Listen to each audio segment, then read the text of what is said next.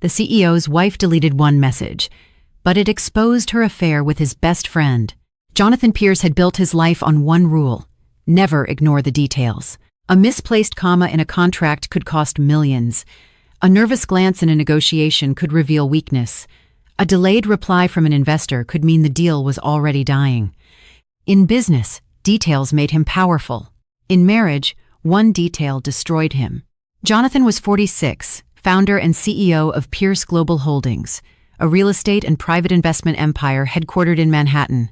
His name appeared in business magazines. His decisions moved markets, and his company owned hotels, luxury apartments, and office towers across the country. People called him disciplined, brilliant, untouchable. But nobody is untouchable at home. He lived in a penthouse high above the city with his wife, Isabella Pierce. The penthouse had floor-to-ceiling windows, black marble floors, a private elevator, a rooftop garden, and a dining room where politicians, investors, and celebrities had all sat beneath soft golden light. To the outside world, Jonathan and Isabella looked perfect. He was the self-made CEO. She was the elegant wife beside him. Together, they looked like success wearing wedding rings. Isabella was 37, beautiful in a quiet, expensive way. She knew how to enter a room without looking desperate for attention. She remembered names, spoke gracefully, and smiled with the calm confidence of a woman who had mastered the role society gave her. At company dinners, people praised her. "Jonathan, you're a lucky man. Isabella, you make all of this look effortless. You two are such a power couple." Jonathan always smiled when they said that. He believed it.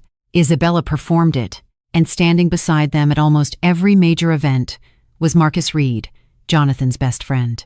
Marcus was not just a friend, he was family without blood.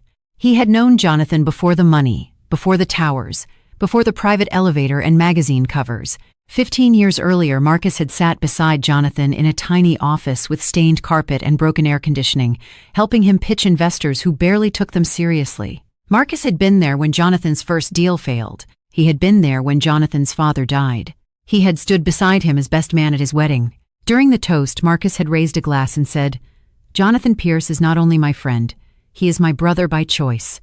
And Isabella, welcome to the family." Everyone had applauded. Jonathan had believed every word.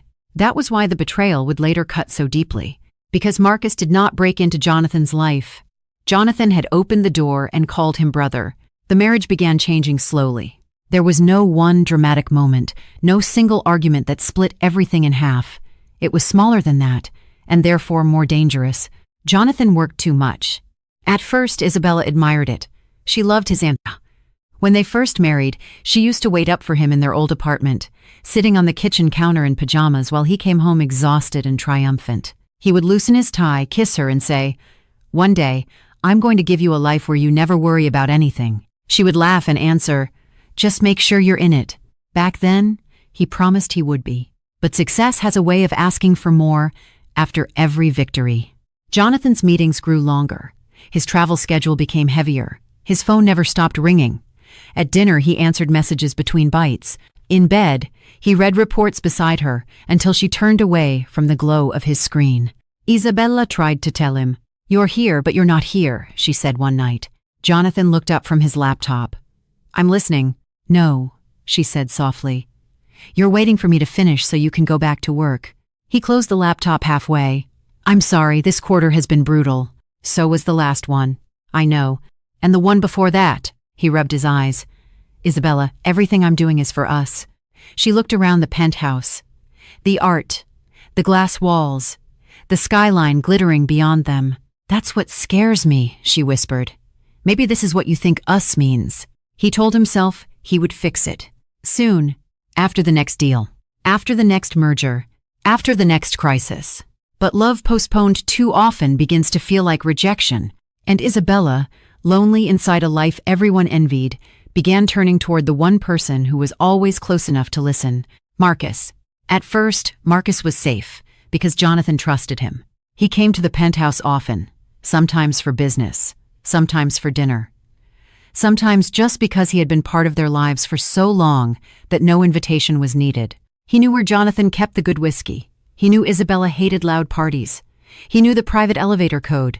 He knew Jonathan's schedule better than almost anyone. That closeness made everything easier to hide later. One evening, after a company dinner, Jonathan was called away to handle an emergency with an investor in London. He left Isabella and Marcus in the dining room with half-finished wine glasses and a city view neither of them looked at. "I'm sorry," Jonathan told Isabella, already holding the phone to his ear. "I'll just be 10 minutes. Isabella smiled tightly. Of course. 10 minutes became 40. Marcus watched her across the table.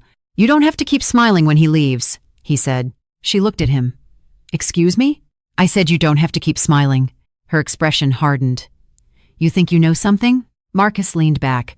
"I think I've known Jonathan long enough to know when someone near him feels alone." The words struck too close. Isabella looked away. "Jonathan is busy. Jonathan has always been busy. He built everything from nothing." "I know, I was there. Then you should understand." Marcus's voice softened. "Understanding him doesn't mean I can't see you." That was the first dangerous sentence. Not because it was romantic, because it was exactly what Isabella wanted to hear. When Jonathan returned, Marcus was telling a harmless story about an old failed pitch from their early days. Isabella was laughing. Jonathan smiled, relieved to see her happy. He did not notice that Marcus had become the reason. The messages began the next week. Marcus sent Isabella a photo from the dinner, one taken by a company photographer. Jonathan was turned slightly toward another executive mid-conversation. Isabella stood beside him, smiling politely. Marcus's caption read, "You looked lonely in this photo. Everyone else probably thought you looked perfect." Isabella stared at the message. She should have ignored it.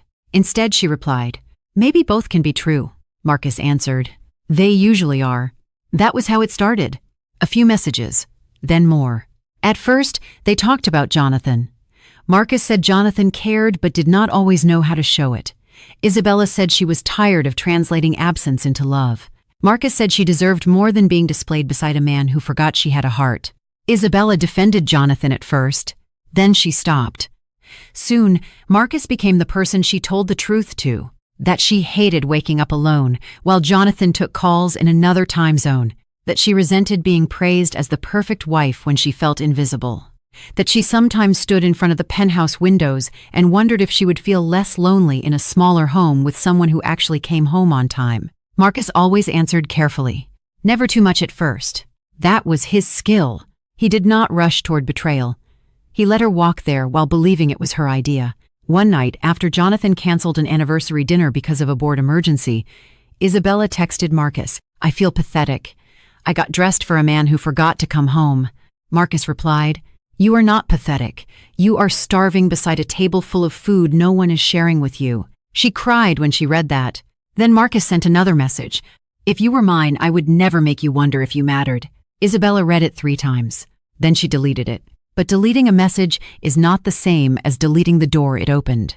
The affair began emotionally long before it became physical. That was what Isabella would later understand and regret. Betrayal did not begin in a hotel room or behind a locked door. It began in conversations she hid, in messages she deleted, in the relief she felt when Marcus asked how she was, in the disappointment she felt when Jonathan did not. One Friday afternoon, Marcus came by the penthouse to drop off financial documents for Jonathan. Jonathan was in Boston. Isabella was alone. The city was gray under rain clouds. The penthouse felt too large, too quiet, too full of expensive emptiness. Marcus handed her the folder. "Jonathan asked me to leave this in his office." "Of course," she said. He stepped inside as if he belonged there. Because once, he did. They had coffee in the kitchen, then wine in the lounge. Then the conversation turned from Jonathan to loneliness, from loneliness to desire, from desire to silence. Isabella stood near the window, looking down at the city. "This is wrong," she whispered. Marcus stood behind her, not touching her yet. "Yes," he said. "Then why are you still here?" "Because you haven't asked me to leave." She closed her eyes. That was the moment. The moment when one of them should have remembered loyalty. The moment when Marcus should have remembered the man who called him brother. The moment when Isabella should have remembered the husband who trusted both of them. Neither did. Afterward, Isabella became careful. Careful with her phone. Careful with her schedule. Careful with her face when Marcus entered a room.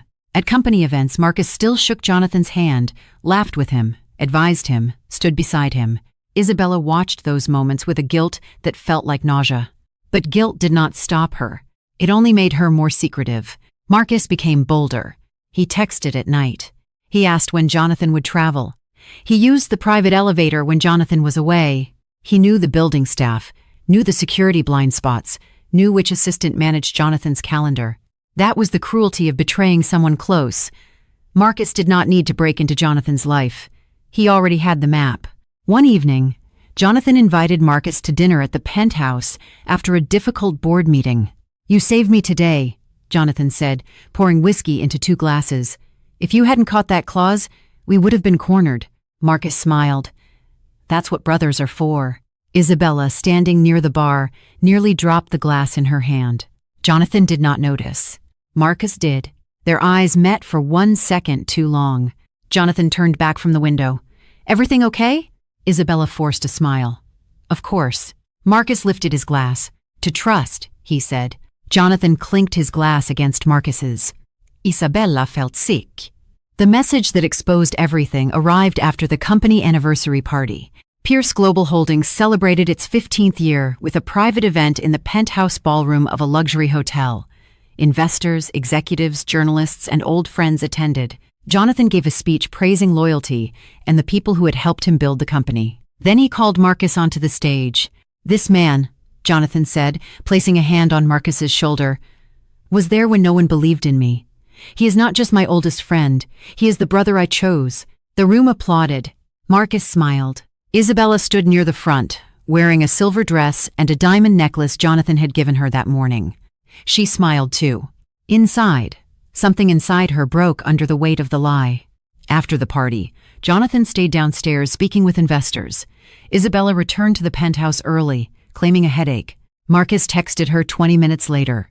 "Delete this after reading. Last night at the penthouse was too close. He almost saw us. I can't keep pretending I'm just his friend when I want you this badly." Isabella's hands went cold. She deleted the message immediately. But she forgot about the old family iPad in Jonathan's office.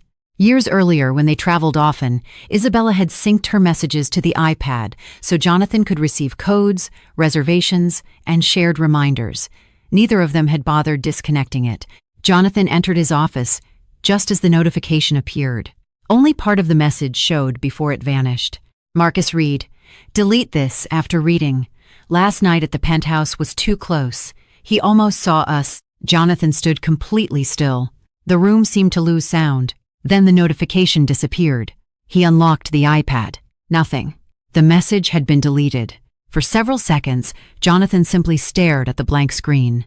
His mind did what every wounded mind does first. It searched for innocence. Maybe it was about business. Maybe Marcus had sent it to the wrong person. Maybe "he almost saw us" meant something else. Maybe there was an explanation. But Jonathan Pierce had built an empire by distrusting explanations that arrived too conveniently. He sat down slowly in his office chair. The words remained in his mind like a stain. "Delete this after reading. Last night at the penthouse was too close. He almost saw us." Marcus. Isabella. The penthouse. Jonathan looked through the glass wall toward the hallway where his wife was moving quietly in the distance.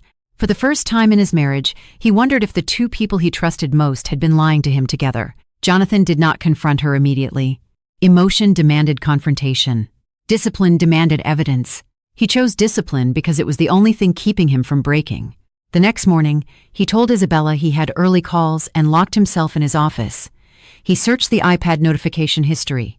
Most of the message was gone, but the preview remained stored in a system log. He took a screenshot. Then he checked building access records. Marcus Reed had entered the penthouse elevator at 11:46 p.m. 3 nights earlier. Jonathan had been at a late investor dinner until nearly 1 a.m. He checked again. Marcus had visited 4 times in 6 weeks when Jonathan was out of town. Once after midnight. Once while Isabella had claimed she was alone and going to bed. Jonathan sat back in his chair. His chest felt tight, but his face remained calm. He called the building security director. "I need elevator logs for the last 3 months," he said. "Of course, Mr. Pierce." "And private garage entries." "Yes, sir." Discreetly. There was a pause. "Understood." Next, Jonathan checked company car GPS records. Marcus's company vehicle had been near the penthouse on nights he claimed to be elsewhere. Then hotel records. A corporate expense report showed a suite booked under Marcus's name during a week when Isabella had claimed to attend a charity retreat nearby. The evidence did not arrive as one blade. It came as many small cuts. Jonathan remembered dinners where Marcus sat across from him, asking about Isabella's charity work. He remembered Marcus telling him, "You should take a weekend off, John. Isabella needs you." He remembered thanking Marcus for caring. Now, every memory curdled. The friendship had not merely ended. It had been rewritten as deception. Isabella sensed something changing in Jonathan. He did not accuse her. That would have been easier. Instead, he became quiet. Not distracted quiet. Not business quiet. Watching quiet. At breakfast, he asked simple questions.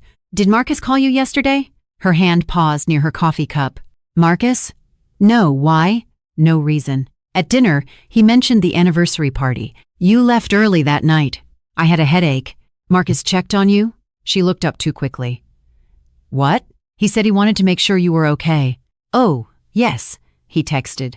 Jonathan nodded. "What did he say?" "Just that he hoped I felt better." Jonathan looked at her. Isabella looked away. Every lie made the room smaller. Marcus, meanwhile, grew nervous. "Marcus, he's acting strange.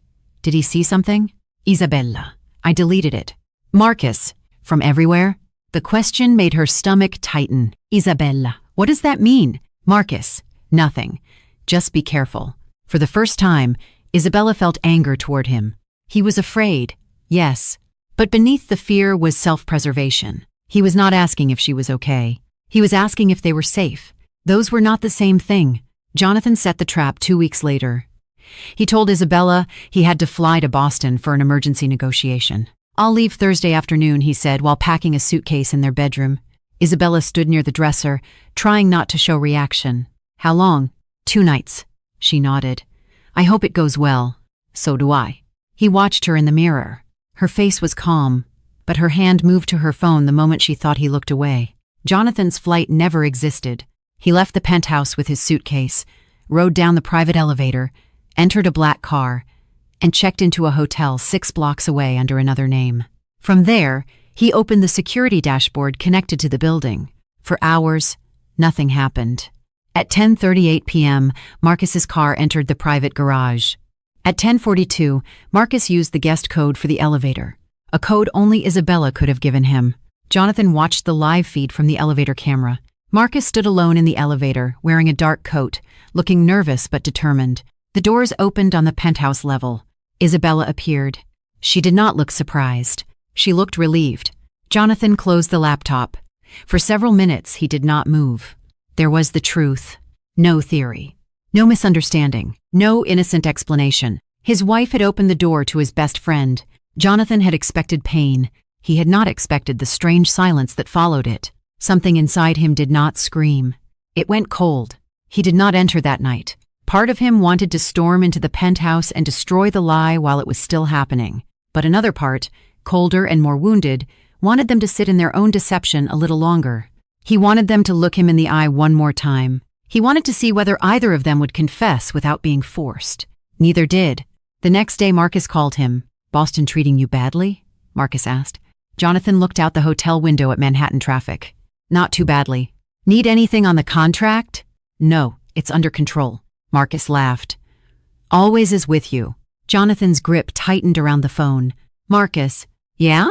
You ever think about loyalty?" There was a pause. "What kind of question is that?" "A simple one." Marcus forced a laugh. "You know me, John. Loyalty is everything." Jonathan closed his eyes. "Good," he said. "I'd hate to be wrong about that." He ended the call. That evening, he returned to the penthouse. Isabella greeted him at the door. "You're back early," she said. "Deal finished faster than expected." She smiled nervously. "That's good." Jonathan looked past her into the home they shared. Marcus had been there less than 24 hours earlier. "Is it?" he asked. She frowned. "What?" "Good." Her face tightened. He kissed her cheek and walked inside. The performance continued, but now Jonathan held the script. The confrontation happened at a private dinner, not in public, not at the company, not in front of investors. Jonathan was too controlled for that. He invited Marcus to the penthouse the following Friday. "Just us," Jonathan said. "Dinner, drinks, like old times." Marcus hesitated. "Everything okay?" "Of course."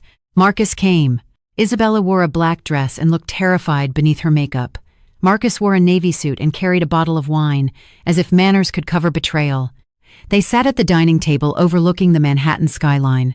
For the first half hour, Jonathan let them perform. Marcus discussed market conditions. Isabella asked polite questions. Jonathan poured wine and watched. They were good at it. That hurt most. Finally, Jonathan set his glass down. "I want to show you both something." Isabella froze. Marcus looked up. "What is it?" Jonathan brought the iPad from the side table and placed it in the middle of the dining table. On the screen was the recovered notification preview.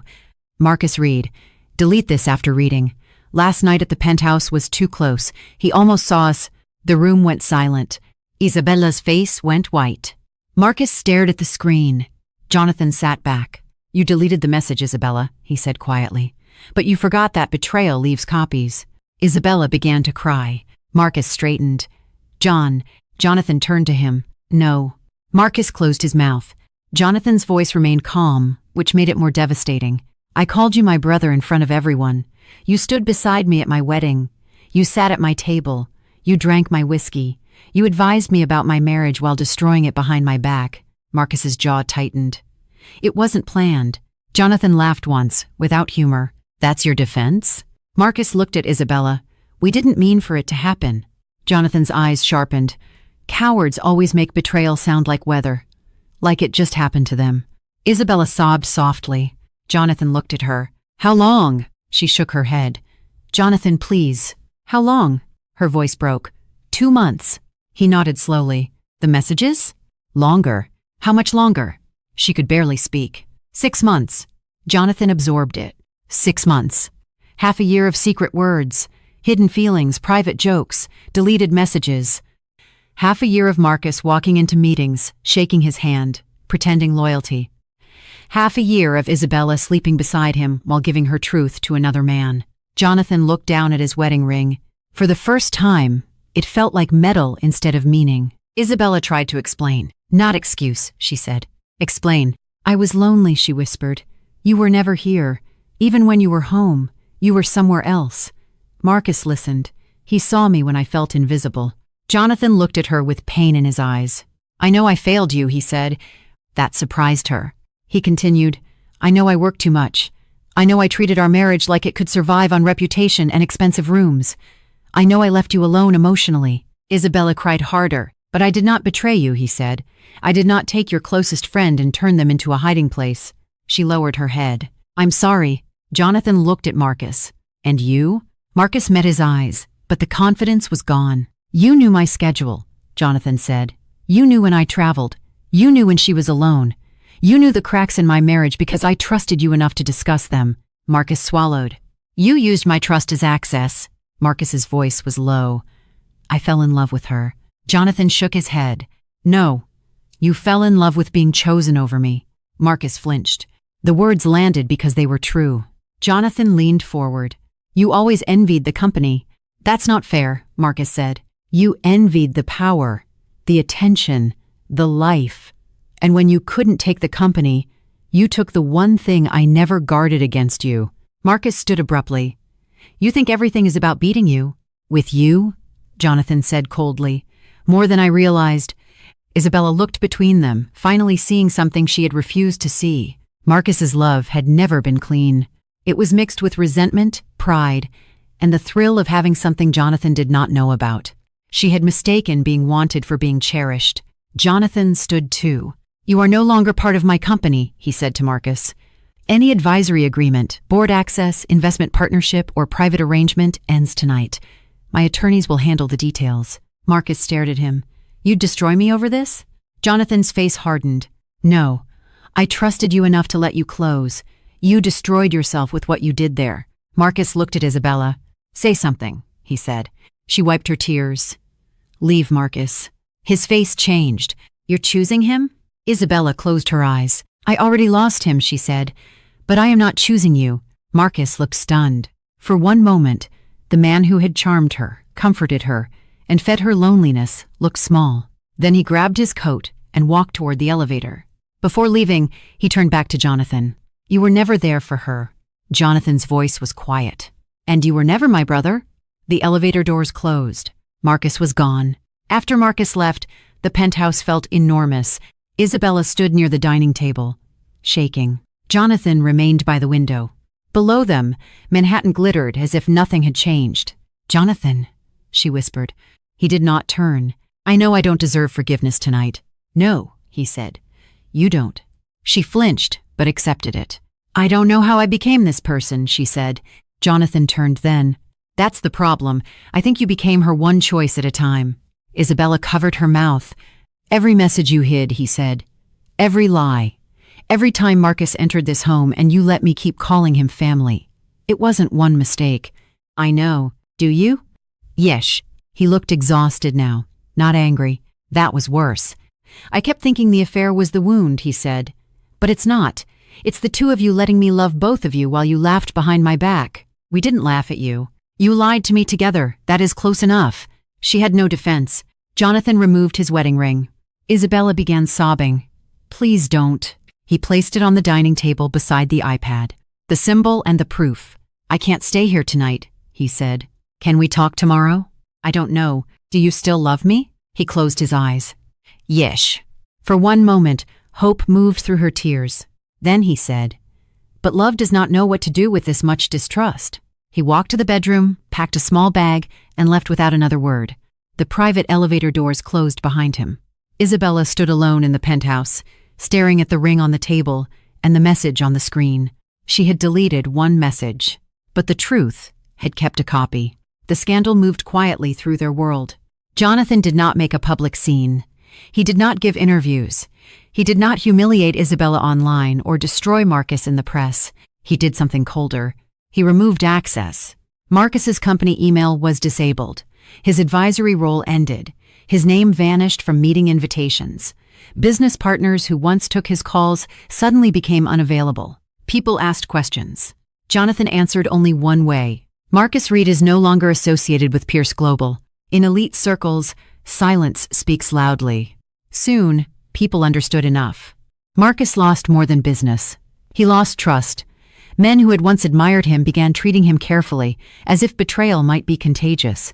Women whispered his name at charity events. Investors avoided him. He had wanted to be chosen over Jonathan. Instead, he became known as the man who betrayed the friend who called him brother. Isabella disappeared from public life. The perfect CEO's wife stopped attending dinners. She resigned from 2 charity boards. She moved temporarily into the guest suite because she could not sleep in the master bedroom alone. For weeks, she replayed everything. Marcus's messages, Jonathan's speech, the word brother, the iPad on the table. She began to understand the cruelty of what she had done. She had not only cheated, she had allowed Jonathan to stand between 2 traitors and call it family. That humiliation was a wound she could never apologize away. Jonathan moved into a hotel first, then into a quiet apartment near Central Park. The apartment was smaller than the penthouse, with old wood floors and windows that opened to trees instead of skyline. It was not impressive. That was why he liked it. For the first time in years, Jonathan sat in rooms that did not need to prove anything. Work changed too. He still ran the company, but he stopped worshiping it. He delegated more. He ignored late calls unless they were urgent. He began going home before midnight. People noticed. Some assumed betrayal had made him weaker. They were wrong. It had made him clearer. He understood now that power in public meant nothing if the private life beneath it was starving. But he also understood something else. His failures as a husband were real. They were not the cause of Isabella's betrayal. That distinction mattered. He could regret neglect without accepting blame for her choices. He could admit loneliness existed without allowing it to become an excuse. That was the hard work of healing, holding both truths at once. 3 months later, Jonathan agreed to meet Isabella in a counselor's office. She looked different. No diamonds, no perfect makeup, no polished performance. Just Isabella, tired and ashamed. They sat across from each other. For a long time, neither spoke. Then Isabella said, "I won't ask you to take me back." Jonathan looked at her. "I wanted to," she admitted. "I rehearsed it 100 times. But I think asking for that before taking full responsibility would be another selfish thing." He said nothing. She continued, "I was lonely. You were absent. I felt invisible in the life we built." Jonathan nodded once. "But Marcus was not an accident," she said. "I chose to confide in him. I chose to hide messages. I chose to let him into places he had no right to be." Her voice broke. "And the worst part is that I let you keep loving him. I let you keep calling him brother." Jonathan looked down. That was the part that still hurt most. Isabella wiped her tears. "I mistook attention for love. I mistook secrecy for passion. And I think Marcus mistook hurting you for winning me." Jonathan's face tightened, but he listened. "I am sorry," she said, "not because the message exposed me, because the message showed who I had already become." The counselor turned to Jonathan. He took a long breath. "I was not present," he said. "I see that now. I let the company take the best of me and gave you what was left." Isabella cried silently.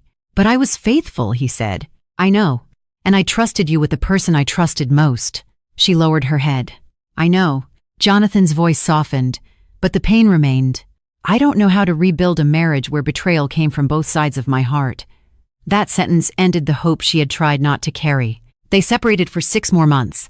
During that time, Isabella went to therapy alone. Jonathan did too. They spoke occasionally, carefully, sometimes kindly. There were moments when love almost pulled them back, a shared memory, a familiar joke, a quiet phone call where neither wanted to hang up. But then Jonathan would remember Marcus's message. Or Isabella would remember Jonathan placing his ring beside the iPad, and the distance returned. One evening, Isabella asked, "Do you think you'll ever forgive me?" Jonathan was quiet for a long time. "I think I already have in pieces," he said. Her breath caught. "But forgiveness is not the same as returning." She closed her eyes. "I know. Do you?" "I'm learning."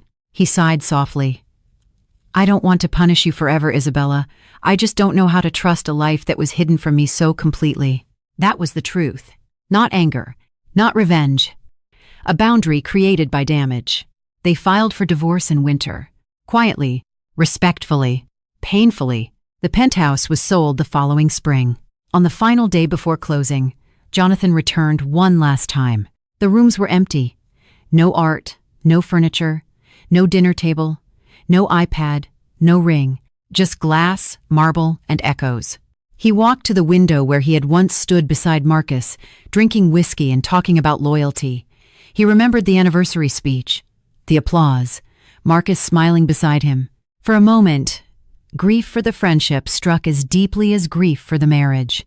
Marcus had been there for nearly half Jonathan's adult life. Losing him was like discovering an old photograph had been fake. Jonathan took out his phone. Marcus's contact was still there. He had never deleted it, not because he wanted to call, because deleting it felt too simple for something that complicated. He opened the contact. There was the number, the email, old notes, birthdays. Shared history reduced to data. Jonathan pressed delete.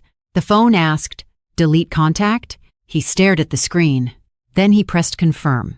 No anger, no speech, just finality. In another room, Isabella had once deleted a message to hide betrayal. Now Jonathan deleted a name to stop carrying it. Isabella began again in a smaller apartment in Brooklyn. No private elevator, no skyline ballroom, no staff, no life built around looking flawless beside a powerful man. At first, the simplicity felt like punishment. Then it became relief. She volunteered at a women's shelter, not as a glamorous donor, but as someone who sorted clothes, answered phones, and listened. She learned how many people were lonely in rooms full of people. She learned that being seen was not the same as being saved. She learned that truth spoken early can hurt, but truth hidden too long destroys. Marcus tried to contact her once. "I lost everything for you." She stared at the message, then replied with the only honest answer left. "No. You lost it because of what you chose. So did I. Do not contact me again." Then she blocked him. It was the first time she did not use secrecy to handle pain. Jonathan rebuilt more slowly. He remained guarded, but not cold. He made fewer speeches about loyalty. He chose his inner circle carefully.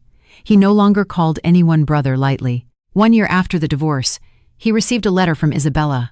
It was short. "Jonathan, I used to think the deleted message ruined everything. Now I know it only revealed what I had already ruined. I am sorry for betraying you. I am sorry for letting Marcus betray you through me. I am sorry for allowing you to love 2 people who were lying together. You deserved honesty before pain made honesty unavoidable. I hope one day the memory of me hurts less. Isabelle." Jonathan read it twice. He did not reply, but he placed it in a drawer instead of throwing it away. Not because he wanted the past back. Because some apologies are not repairs. They are records that truth finally arrived. Years later, Jonathan would still think about that deleted message. Not every day, not with the same sharp pain, but sometimes, when a notification flashed across a screen and vanished too quickly, he remembered the iPad in his office. He remembered the words, "Delete this after reading." He remembered how foolish that command had been, as if truth obeyed instructions, as if betrayal disappeared because someone dragged it into the trash, as if a heart did not keep its own backups. One evening, after a quiet dinner with a woman he had been seeing for several months, Jonathan walked home through Manhattan instead of calling a car. The city lights reflected on the wet pavement. His phone buzzed with work messages, but he ignored them. For once, he chose the present. He thought of Isabella. He thought of Marcus. He thought of the life he had lost and the man he had become after losing it. Then he whispered the lesson that had cost him both a wife and a brother. A message can disappear from a screen, but betrayal never truly deletes itself. It leaves traces in every glance, every lie, and every person who was trusted too deeply.